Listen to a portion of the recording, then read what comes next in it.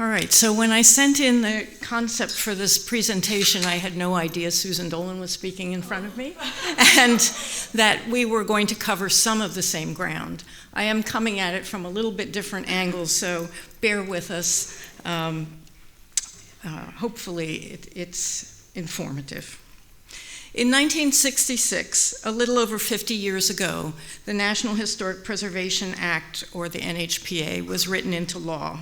That law did not specifically mention cultural landscapes, yet they are incorporated into preservation under the law. This presentation is to take stock of what the Act says and how it has evolved over more than half a century with regards to cultural landscapes and their changing role and their protection. This is not meant to be a comprehensive review of all the possible changes that are affecting cultural landscapes during this time. It's based on my perception and my perspective as a historical landscape architect and former employee of the Advisory Council on Historic Preservation. That is the micro agency of the federal government with about 40 employees that oversees the NHPA and advises the President and Congress on preservation issues in the US. I was its first and only landscape architect, by the way. Before retiring from the ACHP in 2018, my work first focused on a variety of federal agencies, and later I became the ACHP liaison to the Bureau of Land Management. Recently, I've been interviewing professionals working in both public and private practice around the country to get their recent experiences with addressing cultural landscapes under the NHPA. At the end of this presentation, I hope you will share your observations on the changing role of cultural landscapes and where you believe their preservation may be headed. To understand how we got here, let's look back for a minute at America's history. This country has always been about progress and building anew, making things bigger and better, with little concern for preservation, especially in the early years of the country. There really was no strong respect for things that were old. By the early 20th century, at places like Mesa Verde, the removal of artifacts and defacement of archaeological sites had become common. As a result, President Theodore Roosevelt signed the Antiquities Act in 1906 to protect archaeological sites and ruins and other historic sites located on public lands. It allowed the president to create a national monuments also. In 1916, the National Park Service was created within the Department of the Interior. It wasn't until 1933 that President Franklin Roosevelt consolidated all national parks, military parks, monuments, cemeteries, and memorials in the national park system. In 1935, President Franklin Roosevelt signed the National Historic Sites Act into law, nearly 30 years after the Antiquities Act. It stated, "It is a national policy to preserve for public use historic sites, buildings, and objects of national significance for the inspiration and benefit of the people of the United States," end quote. It called for the creation of a national survey of historic sites and buildings to be completed within 5 years. But World War II broke out, and little was accomplished in terms of that survey. After the war, development exploded. Construction boomed on the interstate highway system, the building of dams and suburbs. In the cities, urban renewal was ramping up.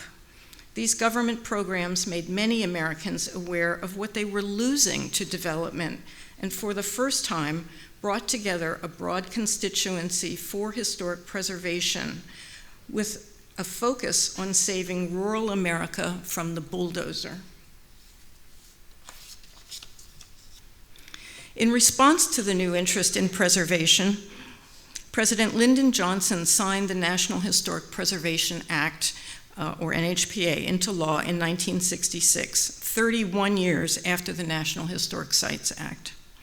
The NHPA says, quote, "The historical and cultural foundations of the nation should be preserved as a living part of our community life and development," end quote. It acknowledges that much of the work will have to be done by private agencies and individuals, but calls on the federal government to accelerate their historic preservation programs and to, quote, "provide leadership in the preservation of the prehistoric and historic resources of the United States," end quote. And thus, the federal government was launched into becoming an active partner in historic preservation. The NHPA led to the creation of the National Register of Historic Places, and for the first time, locally significant sites could be listed and included in the register. It created the Advisory Council on Historic Preservation, my former agency, to oversee preservation and law and to advise the President and Congress, and it encouraged state and local government historic preservation programs through matching grants.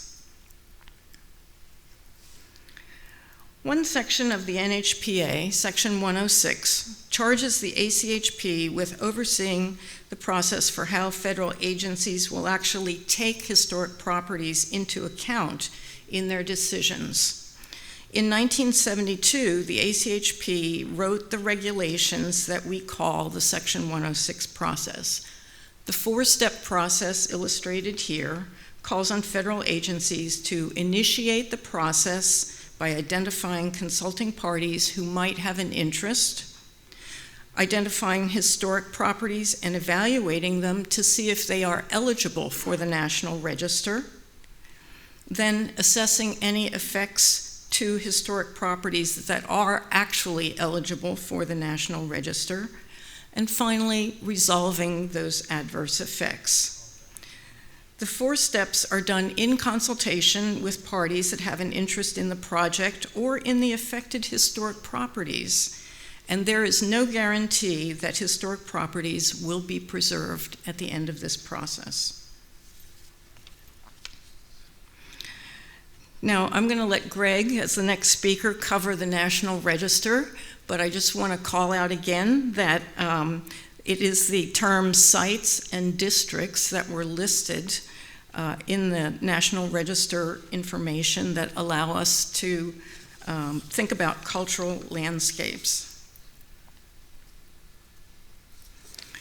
Early landscape preservation efforts began in the 1800s with citizen groups. You probably all know about the Mount Vernon Ladies Association and their efforts to save Mount Vernon. They were established in 1853.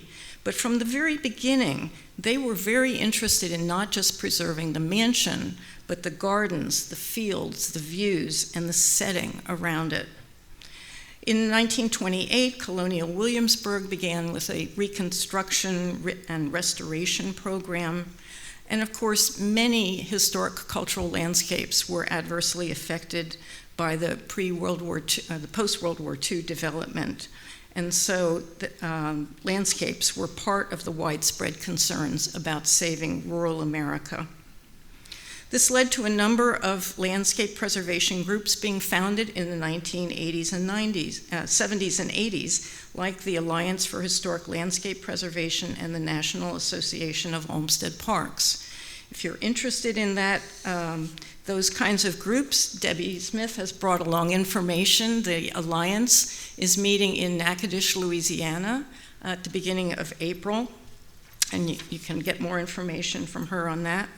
In 1980, the National Preservation Institute, a nonprofit that provides training on preservation, was also founded.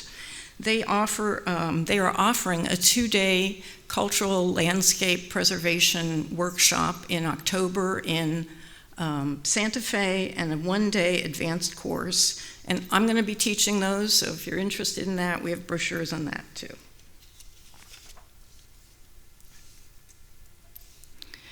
NPS responded, as we just learned from Susan, with a variety of guidance on cultural landscapes. In the 80s and 90s in particular, the Park Service published the National Register bulletins on the rural historic landscapes, traditional cultural properties, or TCPs, battlefields, cemeteries, and mining districts. And in the 2000s, they published one on suburbs. In 1994, the agency came out with Preservation Brief 36, Protecting Cultural Landscapes.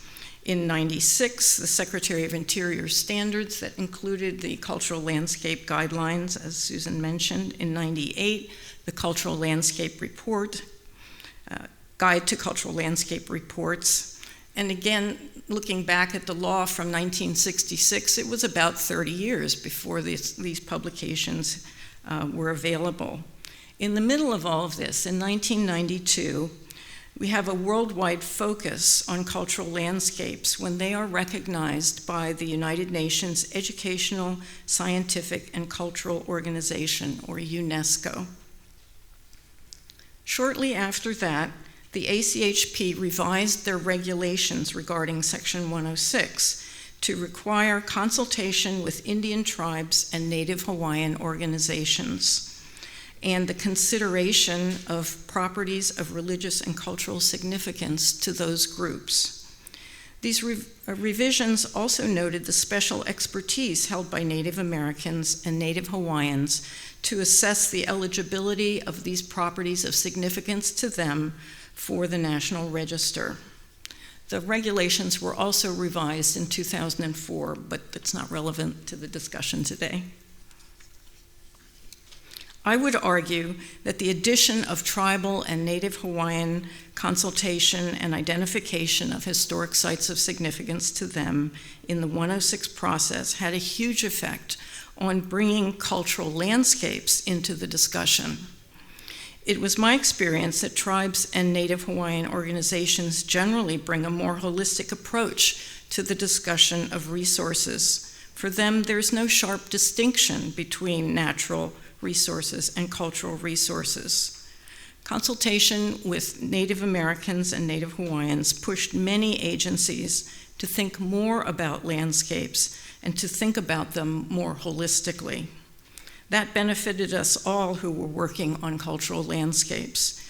Discussing character-defining features like vegetation, water features, and natural systems no longer was so difficult.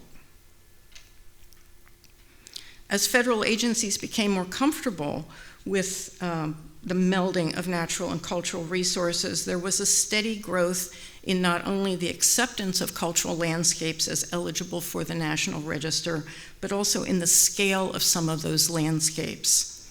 For example, Bighorn Medicine Wheel in Wyoming, a prehistoric archaeological site that was nominated in 1969, originally for only the wheel itself as part of a small 40-acre plot. The Forest Service is now managing the entire Medicine Mountain as a cultural landscape. And in 2011, the boundary was expanded to over 4,000 acres, including many more of the features of significance to the Northern Plains tribes that value this area. In 1978, the Topak Maze, a sacred site to several tribes on the Colorado River, was listed on the register as a 33-acre geoglyph. Through consultations around 2009, that was enlarged to about 1,700 acres.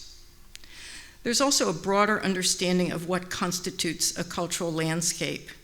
In 2014, the Green River Drift was added to the National Register for a 58-mile trail used for moving cattle to higher summer grazing pasture since the 1890s, making it the oldest continuously used stock drive in the state of Wyoming.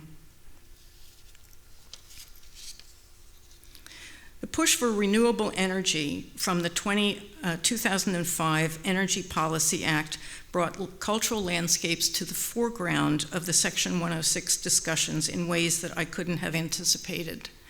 These massive energy projects were being proposed to meet the goal of 10,000 megawatts of non-hydro renewable energy that was to be developed on BLM land, Bureau of Land Management land, by 2015. Other agencies and departments, like Defense, had their own renewable energy goals. For solar power to make 1 megawatt of energy, a project needs a minimum of 5 acres. A small solar project of 250 megawatts needed 1,250 acres, or approximately 2 square miles of land. Even with the extensive land area that BLM manages, there are rarely large tracts that don't include some kind of potential cultural landscape. It's all been traveled through, lived on, mined, ranched, or manipulated in some way. After the energy development came the need to move that energy to the urban centers where the consumers were located. So next came proposals to build transmission lines on federally managed land, some 1,000 miles long. In the West, they wanted to run them through the same narrow valleys where there were immigrant trails, historic railroads, and early highways. Conflicts with historic landscapes were rife in the Section 106 consultations. Consultations on early projects really struggled with cultural landscapes, and especially with tribal cultural landscapes. But there was steady development, and especially in visual effects methodologies, which were developed for one project and then improved on the next and the next and the next. It didn't exactly get easy, but it got easier. Over the last 15 years, there were enough government efforts affecting cultural landscapes that it would be challenging to try to list them all here. Many individual agencies have broken new ground in cultural landscapes. NPS has documented the indigenous cultural landscapes of the Chesapeake Bay area.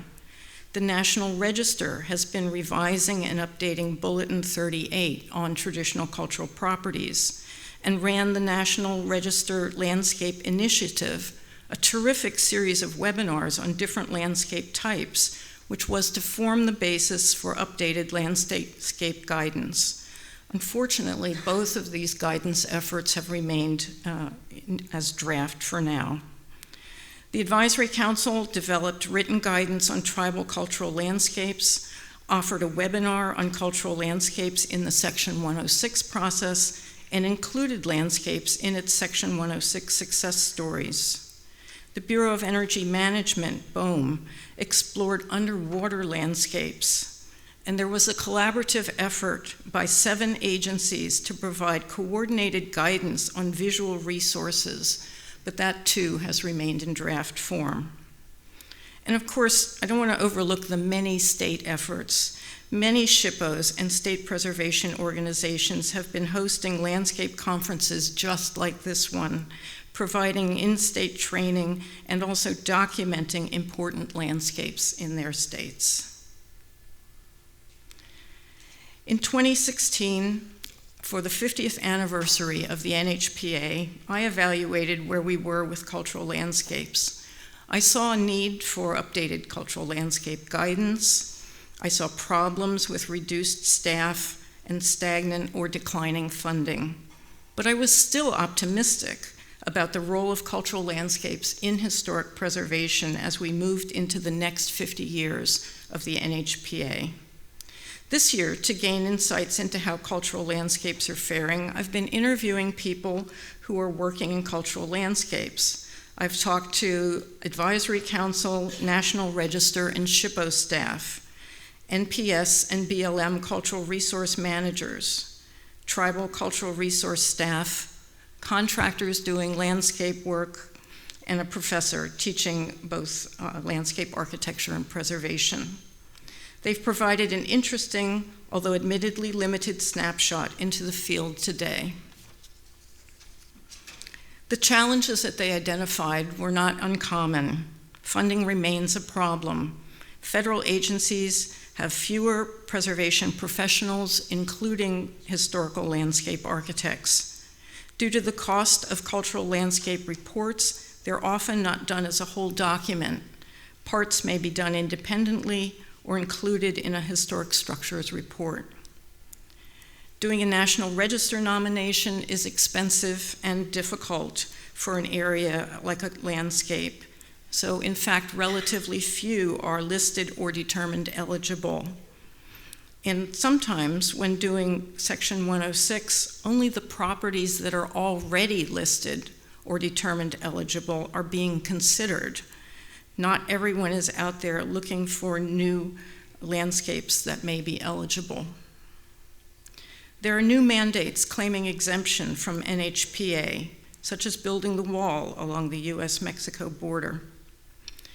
Agency procedures limiting time and effort spent on compliance, and the proposed changes to the National Environmental Policy Act, or NEPA, are all affecting how compliance on cultural landscapes is done. Concerns were expressed to me regarding the National Register rule changes that were proposed last April, that, if approved, would allow federal agencies to object to National Register listings, and ownership votes would be done by the percentage of property an individual owns instead of each owner having one vote, as is now done. It was noted that SHPO staff varies in support for and understanding of cultural landscapes.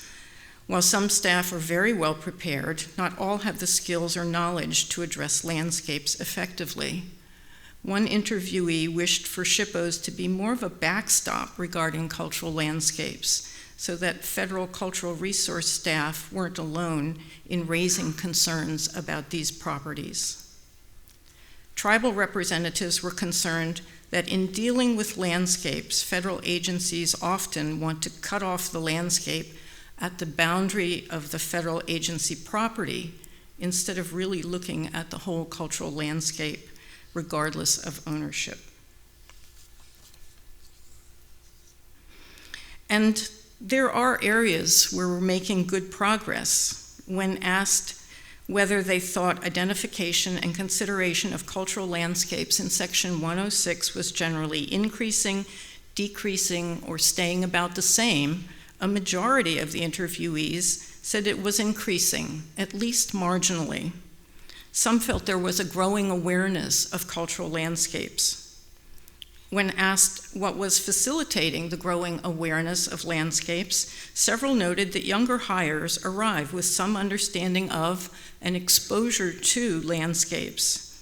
Changes in technology, such as using GIS and modeling for large areas, are helping to identify new resources, especially when there's effective ground truthing of the model after it's run. And frankly, I think the passage of time is making everyone more aware of cultural landscapes. And finally, in the past year, the Advisory Council released information clarifying direct and indirect effect. Interviewees noted that this was really helpful because it's a particularly thorny area when consulting on landscapes. In 2016, for the 50th anniversary, I was very optimistic about the role of cultural landscapes as we moved into the next 50 years. I'd seen a lot of progress in the recognition of landscapes. Many of the major developments within the Section 106 process leading up to 2016 addressed the question of how to deal with landscapes, and especially tribal cultural landscapes. As a resource, I felt they were no longer being ignored. Looking over the notes from the interviews, I'm not quite as optimistic today. While we are still moving forward on cultural landscapes, there seem to be quite a few ways that progress has slowed or at times even stalled. But what do you think? What does your experience and your insight tell you about the future of cultural landscapes? I'm hoping that we can take some time to discuss this, and I look forward to your questions and your comments. Thank you.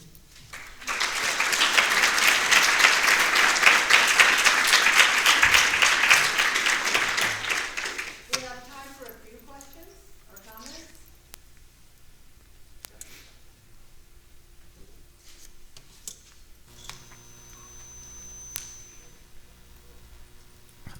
Hello, sorry. Susan, I may have you jump up as well. This question is for both of you. My name is Ryan Perkins. I'm from the city of San Marcos. I serve on the Historic Preservation Commission for the city and have been there for about 8 generations, so it's a special place. But pardon me, I'm still kind of formulating my question as you both were talking, but I live in an area that is one of the oldest inhabited spots in North America and probably on the planet, and a site that a lot of the indigenous people consider to be, the beginning of creation or Eden. Anyway, it's a very built-on environment for millennia, it seems like.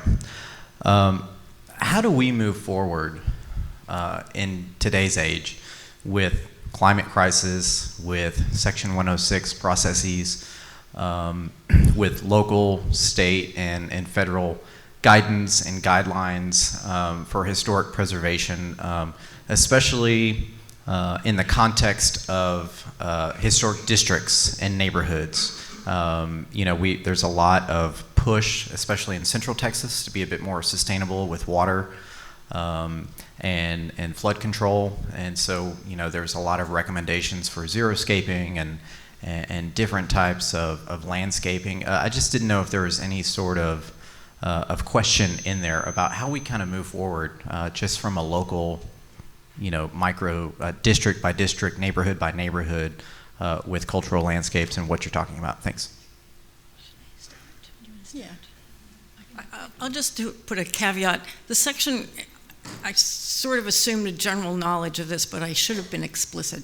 The Section 106 process only applies if you're on federal land, you're using federal dollars, or you're getting a federal license.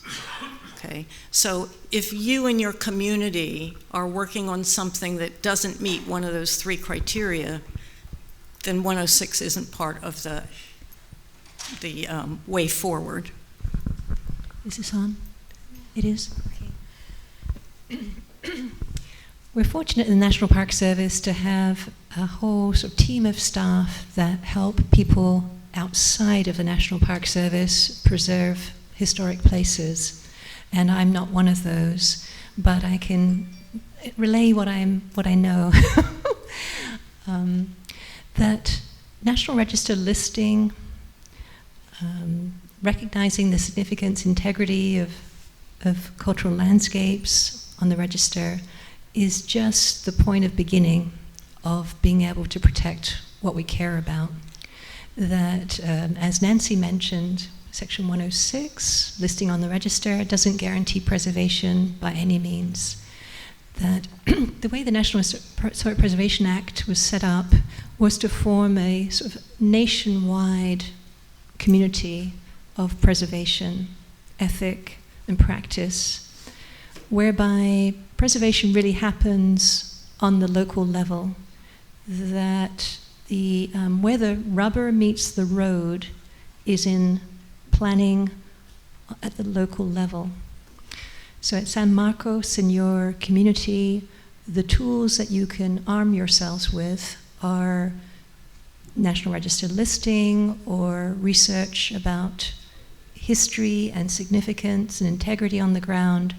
But all of those things need to end up informing a preservation ordinance in the community that is enforceable on the ground in planning and design efforts. And so some of the greater successes that communities are having around the nation with preservation is where they have adopted a preservation ordinance that identifies what is significant, what is precious to preserve in these communities. And the better ones aren't just like the exterior facades of buildings and setbacks, but more about patterns on the ground. Like we were hearing yesterday about the community in San Antonio where there would be numerous buildings on a lot, that was a historically significant pattern. So trying to translate this knowledge into practice for an ordinance is very important. But that even alone is not enough to have an ordinance, that it still takes activism. It still takes the voices of people to hold the feet to the fire of those people responsible for enforcing ordinances. In other words, the work never, ever stops. So the way forward, you have to be armed with the knowledge, and the documentation has to be applied to a practical, enforceable regulation, and then we still need the community and people to step up and express their care to ensure these things get enforced. I'm sorry that wasn't a quick answer. Yeah, I would just encourage you, if you haven't already, to do the kind of documentation that was in the boot camp on Sunday or that NPI sessions teach.